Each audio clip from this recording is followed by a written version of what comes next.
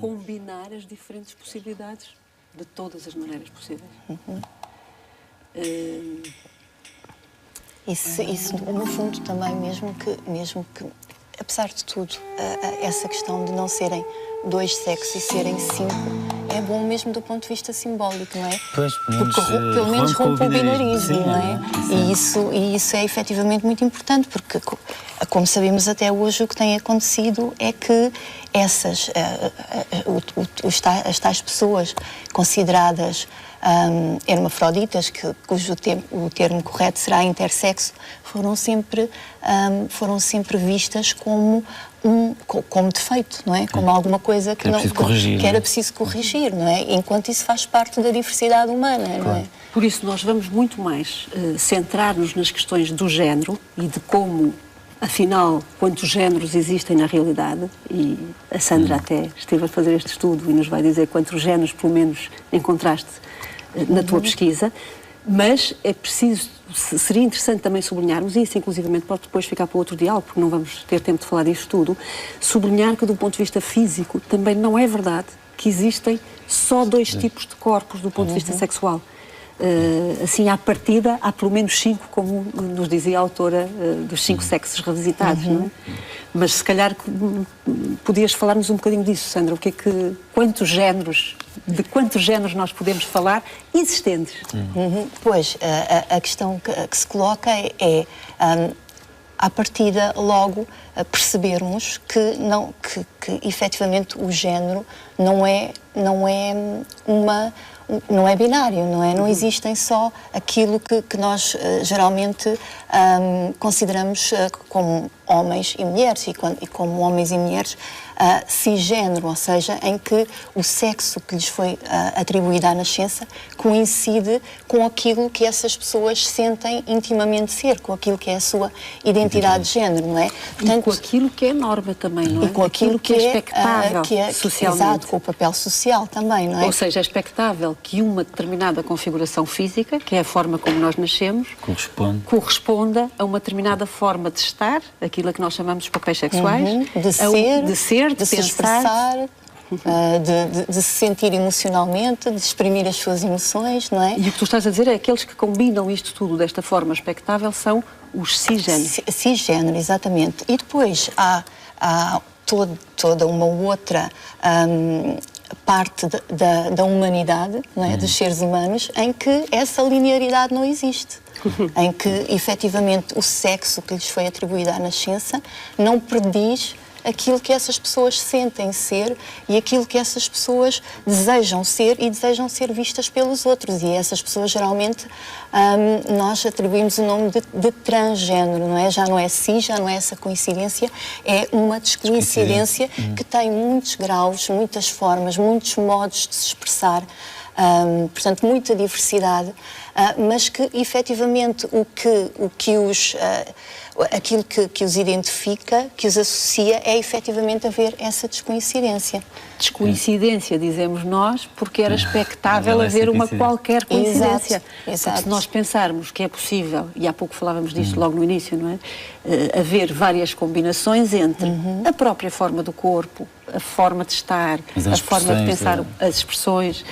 Não temos descoincidência, claro, não temos esta possibilidade. Claro que sim. Eu lembrava-me de uma conferência em que estive, havia uma senhora, uma pessoa que dizia com graça que a humanidade está dividida em 2 categorias. Os que acreditam que a humanidade está dividida em 2 categorias e os que não acreditam que a humanidade está dividida em 2 categorias. E realmente eu acho que o que nós temos visto, e acho que tem havido alguma abertura a isso, não sei se vocês concordam, mas tem havido uma percepção maior de que a ideia de que existem homens e mulheres e que a isso associamos um determinado corpo biológico, uma determinada identidade, uma determinada expressão de género, etc., que isso felizmente vai sendo posto em causa de várias formas, não é? Sim, vai sendo posto em causa e vai sendo reconhecido mesmo ao nível legal, nomeadamente, não é? portanto, mesmo a nível institucional, a nível de políticas, felizmente muita coisa está por fazer, mas muita coisa também já foi feita no sentido de reconhecer que todo o ser humano, no fundo, é isto, tem direito à sua identidade e à sua identidade de género, não é? E que, portanto, não se pode tirar direitos e não se deve, obviamente, discriminar pessoas pelo facto de não se expressarem do modo como os outros esperam que elas se expressem e que se identifiquem, não é? Eu acho que uma das questões é que depois a sociedade está toda organizada em função do binarismo de género. Quer dizer, o binarismo de género é esta coisa de nós esperarmos que aquele corpo que nasce com uma vulva e que em princípio vai desenvolver aquilo que é chamado de caráteres sexuais femininos neste caso, não é?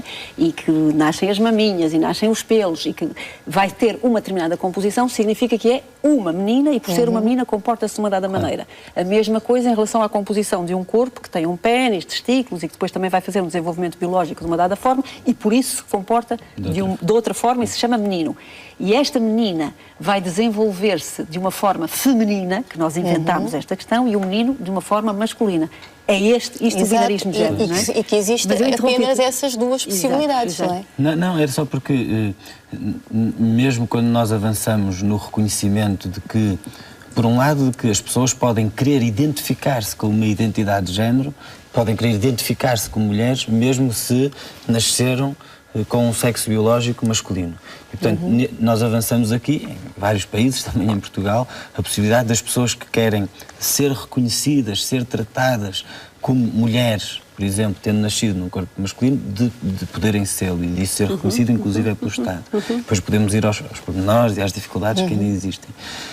Mas depois há também pessoas que tentam, que tenham uma expressão de género que evita identificar-se, ou que pretende não identificar-se nem com o masculino nem com o feminino. Só que depois toda a sociedade está organizada a partir desse tal dualismo.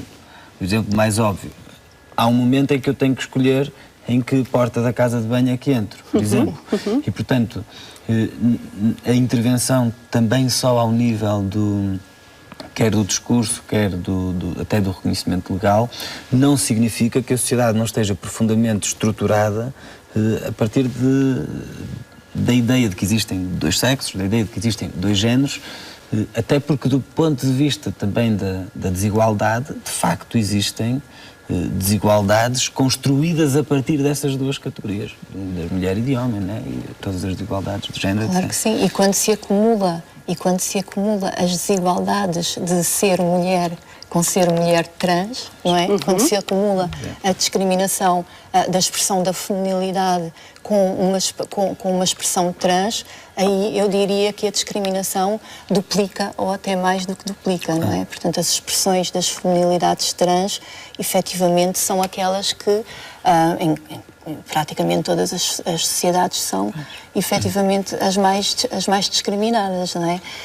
Acho que é Trans de uma forma geral, ou quando estamos a falar de uma mulher trans, habitualmente estamos a falar de uma mulher que tem um corpo expectável do ponto de vista social em relação ao que é esperado do ser mulher. Ou seja, significa que podíamos ter um homem cromossómico, é um disparate dizer um homem cromossómico, que teria cromossomaticamente o desígnio de XY e um corpo com uma dada forma correspondente a esta estrutura cromossómica, mas que pode ter mudado a sua forma física.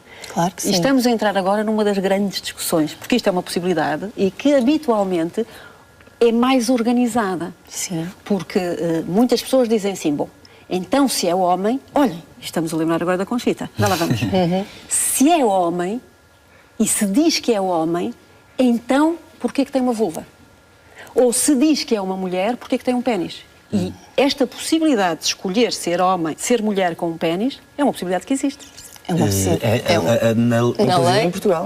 Inclusive, até porque nós, quer dizer, eu para tratar a Sandra no feminino, não lhe pergunto o que é que ela tem entre as pernas. Nós não fazemos isso às pessoas. Na verdade, nós não tratamos as pessoas em função de sabermos ou não se tem uma vulva ou um pênis, até porque na maior parte das vezes não sabemos. Não temos... Enfim, não temos a prova, pelo menos. E, portanto, tratamos sobretudo em função da forma como a pessoa se comporta e apresenta. Exato, não é? por isso mesmo uma pessoa com uma expressão trans, mas que passe, não é como se diz, que passe bem, ou seja, que seja credível em termos de género, não tem os problemas, não enfrenta no seu dia-a-dia os problemas que enfrentam uma pessoa que efetivamente tem alguma coisa, não é? Que denuncia, digamos assim, que biologicamente essa não é a sua sede. Que não há a tal coincidência expectável. Exatamente. É neste sentido, não é? Uma das coisas que denunciava ferozmente, causando grande discriminação e sofrimento, era a questão do nome. Exato. Um dos problemas que havia legal. e que agora, com a lei que foi aprovada em 2011, começou a ser alterado, com o que ainda há a fazer, mas é, pelo menos, eliminar esse fator de grande discriminação, que é a pessoa já se apresentar muitas vezes como homem ou como mulher, mas ter um registro civil, um registro de nascimento que a identificava, vamos dizer, como Maria, e entretanto a pessoa comporta socialmente como um homem, é reconhecida como um homem, veste-se, apresenta-se como um homem, mas há um momento em que, num centro de saúde, ou numa escola, ou numa entrevista de emprego, ou é chamada pelo seu nome, ou quando vai votar, por exemplo, não é? Em que é chamada, o nome é dito em voz alta, e que havia, e que ainda há, porque nem toda a gente ainda está, digamos, abrangida pela lei de identidade de género que nós temos, e aí há essa descoincidência que é uma fonte forte de discriminação. Claro que e nós estamos aqui tranquilamente a trazer esta questão, seguramente que lá em casa muitas pessoas estão a pensar, mas que coisa é esta de estar a trazer de uma forma tão tranquila algo que eu nem sequer percebo. E este eu nem sequer percebo é que se calhar tem sido o obstáculo para que as pessoas mais explicitamente se apresentem como sentem e como são. Claro. E este eu nem sequer percebo é porque de facto nos é muito difícil sair daquilo que é expectável, sair daquilo que nós aprendemos como o mundo certo e arrumado. E efetivamente em muitas instâncias sociais é-nos dado, eu estou a dizer o quê? Na escola, nos lugares públicos, nas igrejas, nas diferentes religiões, nos diferentes lugares que frequentamos, nas casas, dão-nos um mundo que às vezes não corresponde com o mundo real, não é? Portanto, de repente, quando nós vemos que afinal o mundo não é este que nos deram, é um bocadinho difícil perceber e aceitar que o mundo é outro e que o mundo tem muitas cores. E neste sentido, todas estas pessoas que não correspondem ao que foi trazido, e estavas a tocar um bocadinho nisso, o que sentem do ponto de vista da estigmatização. Tu ouviste muitas pessoas. O Zé também tem muito trabalho neste sentido, porque trabalha em terreno. O que é que podem trazer sobre esta questão? Porque é disto também que importa falar. Como é difícil viver-se porque os outros não permitem que nós, tão só, sejamos como nos sentimos, sem que isso interfira em nada. Sem que isso destrua nenhum pensar das outras pessoas. A única coisa é que baralha as pessoas, não é? Dizem, mas então eu vou tratar-te de que forma e com que género, agora da língua.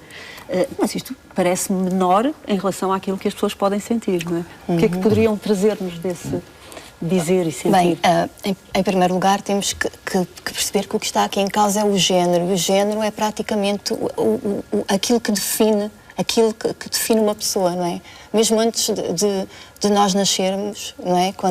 Na gravidez, a primeira coisa que se pergunta quando alguém está grávida é menino ou menina, não é? Portanto, isso vai nos definir logo, não é? Então, quando é uma coisa tão estrutural tanto para a personalidade como para a estruturação da própria sociedade que está em causa, e quando ainda é um fenómeno tão estranhado a existência de pessoas que efetivamente sentem na pele essa descoincidência, como estávamos a dizer, relativamente àquilo que é expectável, é óbvio que o processo não é de todo fácil. Não é de todo fácil, e eu encontrei na pesquisa que fiz pessoas que fizeram o seu coming out de género aos 30 e tal anos. Não é? Aos 30 e tal, aos 40 anos, portanto, que viveram uma vida infeliz, uma vida com as limitações inerentes a não poderem ser quem desejavam ser percebidos pelos outros como gostariam que fossem, não é? De ser percebidos. Os níveis de discriminação são tão altos que vão da exclusão à morte. Há pessoas mortas por outras, exclusivamente porque assumiram um género que é aquele que sentiam e não aqueles que lhe foi atribuído. Temos cá o triste exemplo de Gisberta, não é? Que não é o único, mas que foi o mais...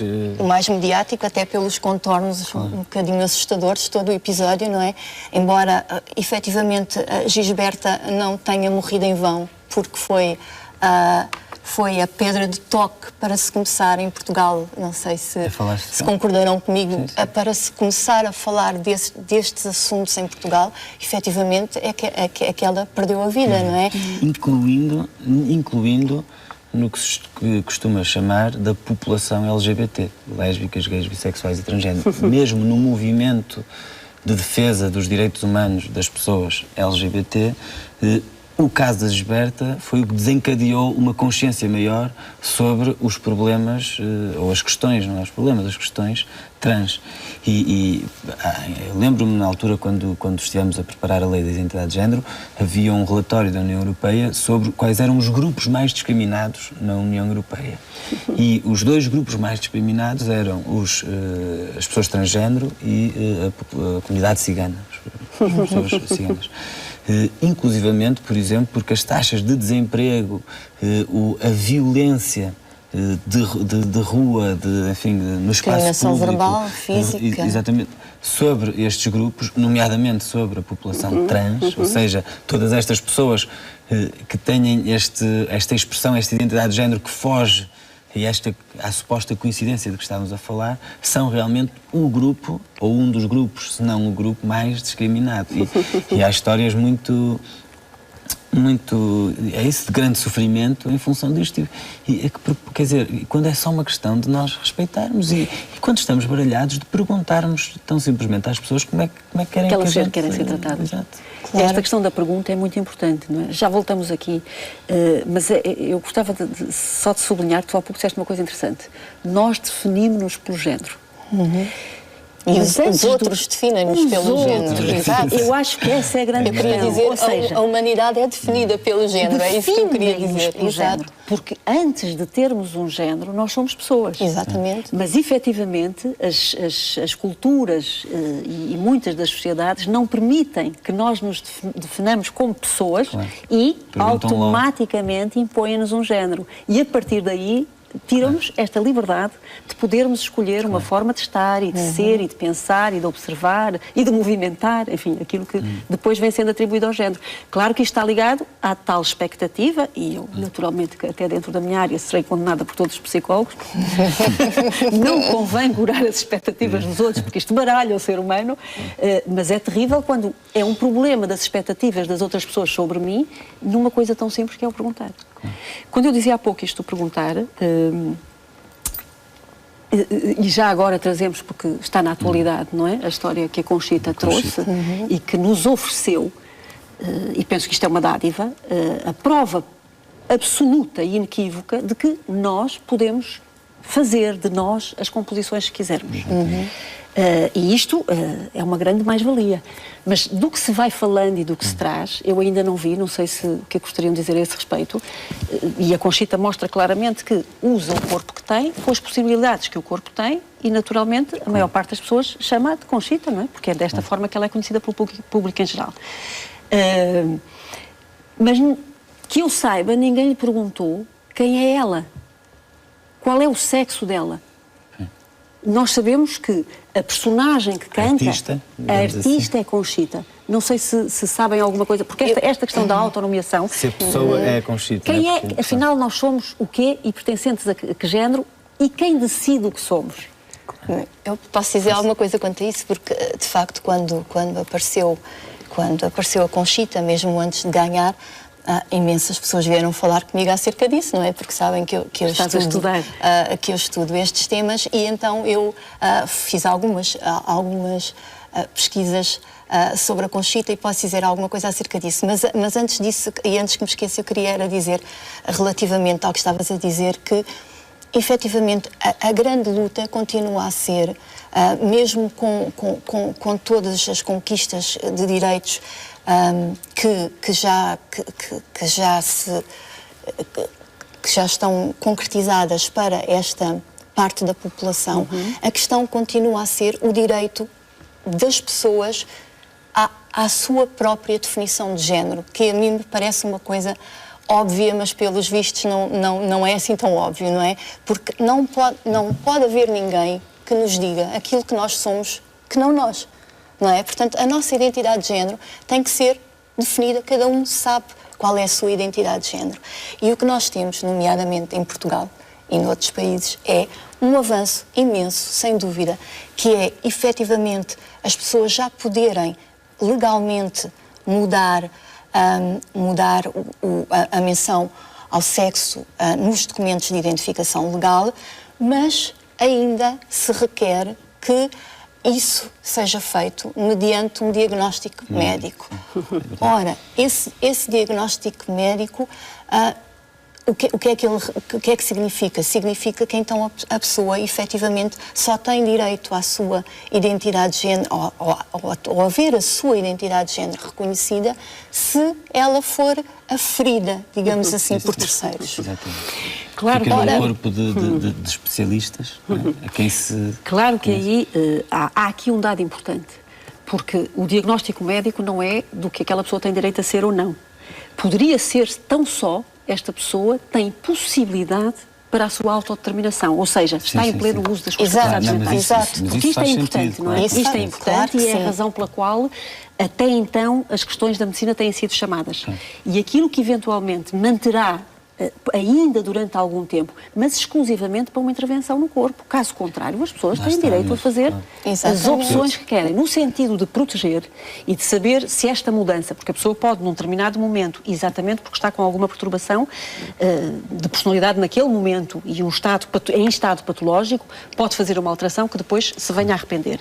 Mas a única coisa que importa avaliar é exatamente se a pessoa está em pleno uso das suas capacidades mentais. E se estiver, está a decidir sobre a sua vida, não é? Mas nesse aspecto, realmente, a nossa lei, pronto, eu estive envolvido e acho que todos nós reconhecemos que foi um grande avanço e ficamos muito contentes porque a nível europeu, de facto, é a lei que eu creio, sem dúvida, mais avançada, mas entretanto houve países que avançaram em direções interessantes. O exemplo da Argentina, que aprovou uma lei que não é uma lei para as pessoas transexuais, é uma lei para todas as pessoas. Para toda a gente, que é uma lei que diz toda a gente tem direito à sua identidade de género ser reconhecida e, portanto, toda a gente tem direito a autodeterminar qual é a sua identidade de género.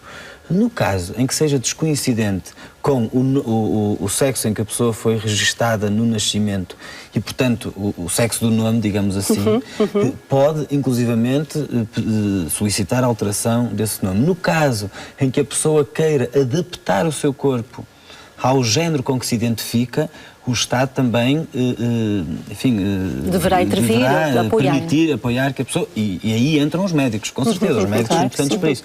Mas para o reconhecimento pelos outros e pelo Estado, aí é que eu acho que é, digamos assim, um abuso fazer depender isso, seja da autoridade, seja da intervenção médica.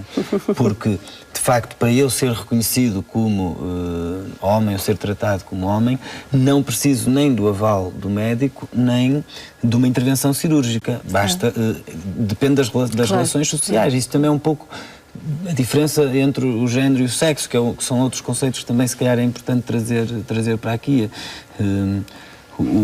Há aquela anedota muitas vezes que se conta que é precisamente quando estão a perguntar aos pais é menino ou é menina? Não sei, ainda não fala, não é? Portanto, há uma dimensão do género que é uma dimensão de escolha, que é uma dimensão social. Se ainda está na barriga da mãe, se não fala, nós podemos saber quando muito qual é o sexo biológico para que aquele corpo tenda, ou enfim, qual é a combinação que está mais ali. provável. Mais provável, mas não é mesmo uma sabemos questão de probabilidades, a maior probabilidade é essa.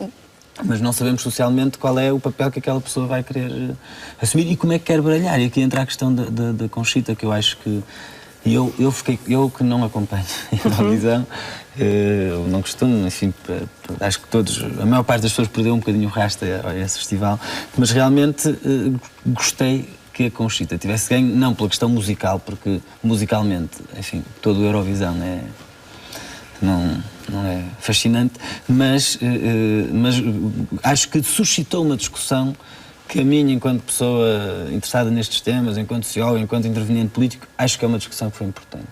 Porque revelou, primeiro, que o género é uma questão também muito de performance, que era o que há bocado conversávamos sobre os shows travesti. O que eu acho fascinante num show travesti é que, portanto, ou seja, quando, suponhamos, um homem se veste como uma mulher e performativamente assume um papel de mulher, normalmente canta, interpretando uma artista feminina, etc. De uma forma exuberante. De uma forma exuberante, exatamente, exagerada, quase parodiando. Eu acho que essa paródia do género, o que tem de interessante é que revela que o género é, em grande medida, uma performance. Qualquer comportamento de género. E a Conchita, para mim, o interessante é isso. É, por um lado, mostra-nos que o género é, em grande medida, performativo e, por outro lado, mostra-nos também que é possível combinar elementos de diferentes géneros, ou seja, aquilo que baralhou as pessoas e que suscitou até a ira de algumas mais conservadoras foi o facto de ela pôr em causa o que é o feminino, o que é o masculino, o que é a performance do feminino, o que é a performance do masculino. Quando ela tem, digamos, se apresenta como uma mulher, mas depois tem a barba, que é um elemento masculino, as pessoas ficam baralhadas e algumas... E o ódio também que ela provocou também é um barómetro da incapacidade que nós temos de lidar com as dissonâncias, de lidar mais com o que se observa confortavelmente e a pouca familiaridade, e por isso é que o fenómeno de Conchita também foi importante, não é? Porque à medida que nós nos vamos familiarizando, mesmo com este tipo de imagens e de estéticas corporais, não é? Mais misturadas em termos dos vários símbolos de género, esta questão da estranheza, não é? Vai desaparecendo, porque vamos nos habituando. Mas relativamente à Conchita, não é? Eu estava a dizer que me tinha interessado e tinha ido fazer algumas buscas e fui ter alguns programas, algumas entrevistas que a Conchita tinha dado e, portanto, o que acontece com a Conchita é que, efetivamente, a Conchita não é uma pessoa transexual. A Conchita não é uma mulher transexual, não é? Portanto, e é uma pessoa transgénero? Esta é a grande questão, não é? Ela é transgénero ou não? É assim, pronto, vamos por partes. A Conchita não é uma mulher transexual no sentido em que não é uma pessoa que lhe foi atribuída à nascença o sexo masculino e que se identifica e se expressa permanentemente no feminino e que quer ser percebida permanentemente pelos outros no feminino e como uma mulher. E que quer que o seu corpo também se adeque a essa forma, porque o corpo também é uma maneira de nós exprimirmos, não é? Nós nos exprimirmos perante os outros, obviamente, e até perante nós próprios, não é? E, portanto, definiste o que é transexualidade. Exato, o que a Conchita não é isto. Aliás, havia um precedente, não é? Em 1998, uma mulher transexual ganhou o festival da Eurovisão. Mas aí era uma pessoa israelita, que era uma mulher, ser uma mulher transexual. Uma das questões que a Conchita levanta, e eu tenho ouvido em muitos espaços, nas escolas, em grupos de adolescentes, no metro, é, então, se ela é uma mulher, para que é que tem barba? Exatamente. Ou seja, é o tal fator dissonante, não é? Porque se aqui... um homem que seja uma mulher não tem problema. E estamos nesta... Enfim, o que eu estou a dizer é tudo um disparate, não é? Um homem que seja uma mulher. Ou vai para um lado ou vai para o outro. Ficar no meio caminho é que não é... com um figurino que é expectável. Agora, este figurino com uma combinação que não é expectável é que Foi precisamente isso. Aliás, o elemento perturbador da Conchita foi a barba. No entanto, toda a gente sabia que a Conchita era, entre aspas, um homem biológico. Portanto, até não... A barba ali não era o elemento que se identifica como homem fora da personagem artística, não é? Portanto, e que se identifica como homem, exato, fora da personagem que criou para fins artísticos, não é? Então, mas como eu estava a dizer, é muito engraçado neste caso da Conchita, porque efetivamente o que criou a maior polémica não foi a Conchita não ser uma mulher biológica, não é? Foi a Conchita atrever-se, não é? A aparecer como uma mulher biológica, mas depois, numa atitude que é vista como provocatória, e é, de facto, e é provocatória, não é? No bom sentido, digo eu. Depois ela coloca, não é? Que nem sequer, pelos vistos, nem sequer é é dela, é uma maquilhagem como outros elementos, não é? Portanto, ela coloca a sua barba no sentido de se perceber efetivamente a diversidade, ou seja, a Conchita não está interessada em passar como uma mulher, em que não se perceba que ela não é uma mulher cis, não é? E destas entrevistas, como estava a dizer, e deste discurso da Conchita, ela assume isso também como mesmo uma questão, a barba, não é? Como uma questão política. Portanto, é um ato de afirmação. Da possibilidade. Ela vem mostrar como é possível nós fazermos de nós as composições que quisermos, não deixando de ser pessoa em contexto nenhum, não é? E que, de facto, não há um figurino único de possibilidades. Mas muitas vezes, quer dizer, transportando até para uma conversa que nós ouvimos, muitas vezes as próprias pessoas que se identificam, que nasceram mulheres do ponto de vista biológico, foi esse sexo que lhes foi atribuído à nascença e que se identificam como mulheres, ou seja, em que não é essa descoincidência, muitas vezes também têm que se haver com quais são os estereótipos associados à identidade e à expressão do género feminina. A questão das Marias Rapaz ou a questão da barba e do bigode, não é? Exatamente, o que nós ouvimos numa outra situação era uma mulher que dizia que bom, a Conchita vem agora permitir-nos que já possamos ter algum buço. E de facto nós temos muitas mulheres que têm esta pilosidade e que vivem mal por isso. E esta realidade existe. Ou seja, não são só aqueles a quem nós chamamos homens que têm esta forma física de desenvolvimento do pelo, mas há muitas pessoas, mulheres, enfim, com a tal configuração toda expectável que também têm. E a quem a sociedade penaliza fortemente. E, de facto, a Conchita vem permitir que estas novas composições... Vem trazer uma discussão que, eventualmente, traz de novo esta reflexão e cria novas modas, não é? O que será um problema para as pessoas que vivem das depilações e dos dinheiros jogados para fazer depilação. Eu acho que vai sempre haver para tudo, não é? A questão é efetivamente, é precisamente a diversidade. E como o Zé há pouco estava a dizer que todos nós fazemos género, no fundo, não é? Não são só as pessoas transgénero que têm que se esforçar para aparentar ser determinado aprendemos a comportar-nos como homem e como mulher. É tudo o que nós aprendemos quase desde que nascemos, não é? Definiste o que era a transexualidade. E é esta composição total. A transexualidade é uma migração. É uma ótima expressão. É uma migração do sexo. Vamos então ver, porque para as pessoas esta nomenclatura é uma questão importante e fala-se de quê quando se utilizam determinado tipo de nomes.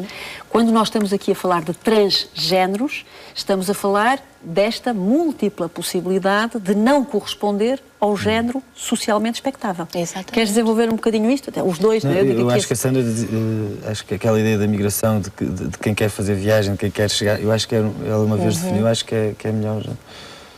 Enfim, acho que ela tem isso muito arrumado na investigação dela, portanto...